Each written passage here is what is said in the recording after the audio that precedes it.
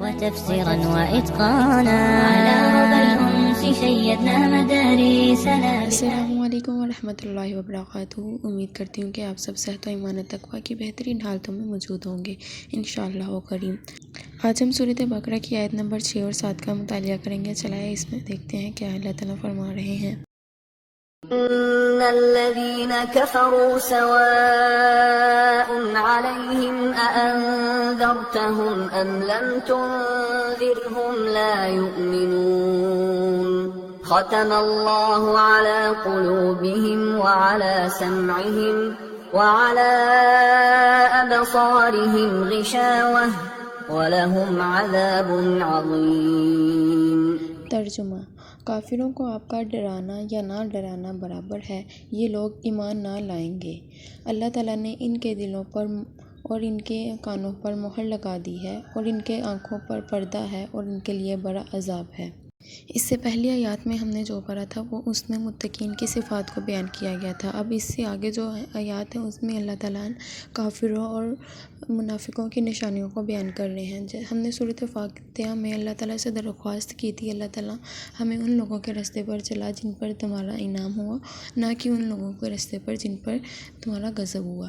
تو اللہ تعالیٰ نے سورۃ بقرہ میں سب سے پہلے ان لوگوں کے بتا دیا جن پر اللہ تعالیٰ کا انعام ہوا، یعنی متقین لوگوں کی صفات، اور اس کے بعد ان لوگوں کا ذکر کیا ہے جن پر اللہ تعالیٰ کا غضب نازل ہوا، یعنی کافر اور منافقین.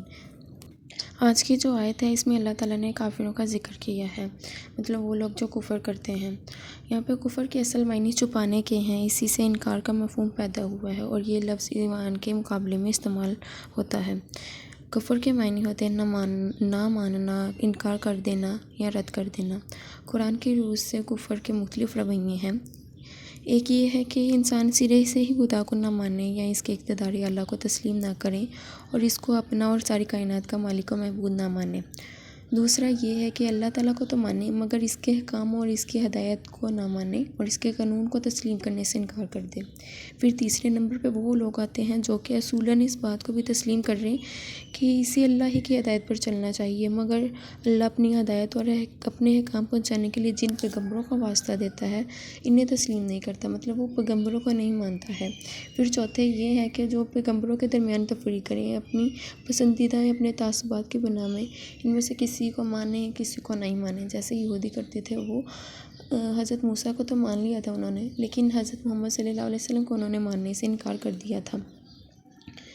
پھر اس کے بعد 5ویں نمبر پہ وہ ہوتے ہیں جو یہ ہے کہ پیغمبروں نے خدا کی طرف سے عقائد، قوانین، اخلاق و حیات کے متعلق کچھ جو تعلیمات دی تھیں ان کو یا ان میں سے کسی چیز کو قبول کریں اور کسی کو رد کر دیں.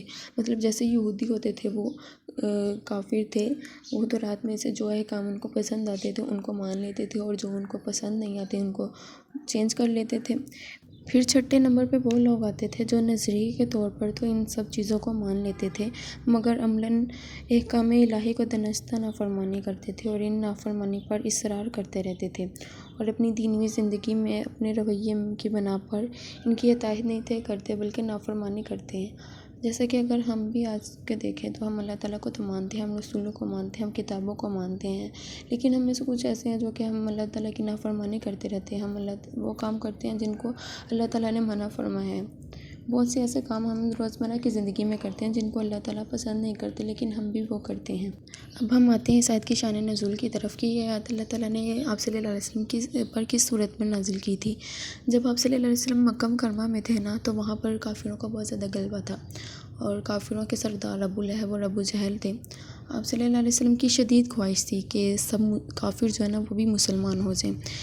آپ صلی اللہ علیہ وسلم کافروں کو بھی دین تبلیغ دیتے تھے لیکن وہ آپ صلی اللہ علیہ وسلم کی بات کو نہیں تھے مانتے ہیں. ابو لہب اور ابو جہل جو تھے نا وہ سب سے بڑے سردار تھے، وہی سب کو بھٹکاتے تھے. آپ صلی اللہ علیہ وسلم نے ابو لہب اور ابو جہل کو بہت سی وعیدیں بھی سنائیں، ان کو خوشخبری بھی سنائی کہ اگر مسلمان ہو جاؤ گے تو تمہارے لیے یہ خوشخبری ہے، اور وعید بھی سنائی کہ اگر تم کفر کرو گے تو تمہارے لیے یہ عذاب ہے. لیکن وہ آپ صلی اللہ علیہ وسلم کی باتوں کو ہنسی مذاق میں اڑا دیتے تھے. تو اس آیت میں اللہ تعالیٰ آپ صلی اللہ علیہ وسلم سے مخاطب ہیں کہ آپ پریشان نہ ہوں، آپ تسلی رکھیں، آپ انہیں ڈرائیں یا نہ ڈرائیں، انہیں کوئی فرق نہیں پڑے گا، کیونکہ کفار نے اپنی ضد کی وجہ سے اپنی اس قسمت میں کفر لکھوایا ہے۔ حالانکہ آپ صلی اللہ علیہ وسلم نے انہیں بہت تبلیغ دین دی ہے، لیکن وہ پھر بھی اپنی ضد پر اٹکے ہوئے تھے۔ ضد ان کو کیا تھی؟ ضد یہی تھی کہ وہ انہوں نے نافرمانی کرنی ہے اللہ تعالیٰ کی، انہوں نے اپنی ہر بات منانی ہے، انہوں نے آپ صلی اللہ علیہ وسلم کی باتوں کو نہیں تسلیم کرنا ہے۔ اللہ تعالیٰ بہت رحیم و کریم ہے، وہ انسان کو ہدایت کے بہت سے موقع فراہم کرتا ہے، لیکن اگر کوئی ہدایت نہ پانا چاہ رہا ہے تو پھر اللہ تعالیٰ ان کو ہدایت نہیں دیتا، اللہ تعالیٰ اس کی قسمت میں کفر لکھ دیتا ہے۔ اسی طرح کفار نے بھی اپنے دلوں پر خود ہی مہر لگوا لی تھی۔ اس سے اگلی آیت میں اللہ تعالیٰ نے فرمایا ہے ختم اللہ علی قلوبہم، مطلب اللہ تعالیٰ نے مہر لگا دی ہے ان کے دلوں پر اور ان کے کانوں پر اور ان کی آنکھوں پر پردہ ڈال دیے ہیں۔ اب کانوں پر مہر لگائی ہے، اس کا مطلب ہے کہ وہ آپ صلی اللہ علیہ وسلم کی دین کی تبلیغ کو نہ سنتے تھے۔ آنکھوں پر پردہ ڈالنے کا مطلب ہے کہ وہ دین اور تبلیغ کو جانتے بوجھتے نہیں دیکھتے تھے۔ کفار انبیاء کی باتوں کو ناحق جھٹلاتے تھے، وہ حق کو تسلیم نہیں تھے کرتے ہیں، وہ اپنی ضد پر اٹکے ہوئے تھے کہ ہم نے تو وہی کرنا ہے جو ہمارے باپ دادا کرتے تھے۔ مطلب ان کے جو باپ دادا تھے وہ حضرت موسیٰ علیہ السلام پر ایمان رکھتے تھے، وہ حضرت موسیٰ علیہ السلام پر جو کتاب نازل ہوئی تھی تورات اس پر ایمان رکھتے تھے، تو وہ کہہ رہے تھے کہ ہم اس کو چھوڑ کر ہم قرآن مجید پر کیوں عمل کریں، ہم آپ کی باتوں کو کیوں تسلیم کریں۔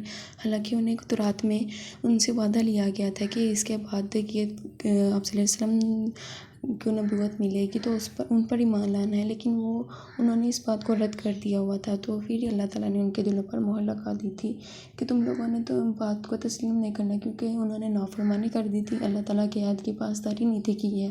ایک حدیث ہے کہ جب انسان ایک گناہ کرتا ہے تو اس کے دل پر ایک سیاہ نقطہ لگ جاتا ہے، پھر اگر وہ معافی مانگ لے تو اللہ وہ نقطہ ہٹا دیتا ہے، لیکن اگر وہ مسلسل گناہ کرتے ہیں تو ان کا دل سیاہ ہو جاتا ہے۔ مطلب اگر ہم کوئی گناہ کر لیں تو توبہ کر لیں، معافی مانگ لیں اور اپنے گناہ پر شرمندہ ہو جائیں تو اللہ تعالیٰ اس گناہ کو معاف کر دیتا ہے اور اس کی توبہ قبول کر لیتا ہے۔ لیکن اگر ہم مسلسل گناہ کرتے جائیں، ہم مسلسل نافرمانی کرتے جائیں تو ہمارا دل سیاہ ہو جاتا ہے اور آخرکار ہمیں ہدایت کی کوئی بات اثر نہیں کر رہی ہوتی ہے۔ تو یہی حال کفار کا تھا کہ بہرحال ان کو ہدایت ملنے کے باوجود وہ بات کو تسلیم نہیں تھے کر رہے، تو ان کا دل سیاہ ہو چکا تھا، ان کا دل مردہ ہو چکا تھا، تو پھر انہیں ہدایت کس طرح مل سکتی تھی؟ اسی وجہ سے ان کے دل پر کوئی بھی ہدایت کی بات اثر نہیں تھی کر رہی، اس وجہ سے وہ آپ صلی اللہ علیہ وسلم کی نافرمانیاں کر رہے تھے۔ حضرت انس بن مالک فرماتے ہیں کہ حضور پر نور صلی اللہ علیہ وآلہ وسلم کثرت سے یہ دعا پڑھتے تھے، یا مقلب القلوب ثبت قلبی علی دینک۔ ترجمہ: اے دلوں کو پھیرنے والے، میرے دل کو اپنے دین پر ثابت قدم رکھ۔ حضرت انس نے عرض کی، یا رسول اللہ، آپ کیوں یہ دعا پڑھ رہے ہیں؟ آپ تو کامل ہدایت پر ہیں، آپ پر تو دین مکمل ہوا ہے۔ تو آپ صلی اللہ علیہ وسلم نے فرمایا کہ اللہ تعالیٰ دو انگلیوں کے درمیان سے بھی اگر کسی کا دل ہدایت سے پھیرنا چاہے تو پھیر سکتا ہے۔ اس لیے ہمیں بھی زیادہ سے زیادہ دعا کرنی چاہیے کہ اللہ تعالیٰ ہمارے دلوں کو ہدایت پر رکھے، ہمارے دلوں کو استقامت دے۔ ان آیات میں اللہ تعالیٰ نے صرف کفار کا ہی ذکر نہیں کیا، آج کل کے مسلمانوں میں بھی کچھ ایسی برائیاں پائی جاتی ہیں کہ جو ان کفار سے ہی ملتی جلتی ہیں۔